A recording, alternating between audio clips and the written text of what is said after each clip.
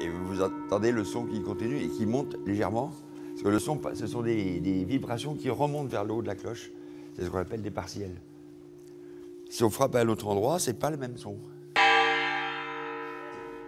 Il teste avec jubilation la qualité musicale de la cloche. Il y a un an, elle sonnait encore comme une casserole.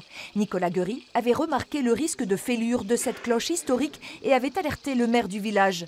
La voilà revenue après un bain de jouvence dans une entreprise spécialisée de la Mayenne. Il était grand temps de la restaurer. Cette cloche présentait 4 désordres. Les points de frappe étaient abîmés, le cerveau avait 2 gros trous d'une ancienne fixation qui était plus en place. Et l'anse qui maintenait le battant menaçait de céder. Et réutiliser la cloche dans cet état n'était pas possible. Et comme c'est une cloche historique, il était intéressant de la restaurer. Et la voilà qui remonte dans son clocher.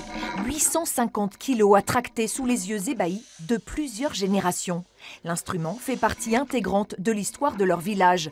Offrande des seigneurs d'Oppegarde en 1644.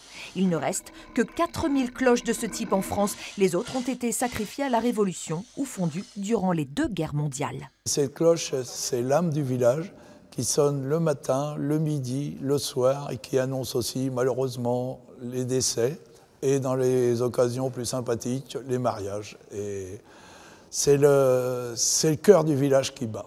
Donc aujourd'hui, c'est un grand plaisir de l'avoir remise en état. Les habitants du village ont d'ailleurs largement contribué à la souscription lancée pour restaurer les vitraux et la cloche de leur église. 50 000 € récoltés en seulement quelques mois.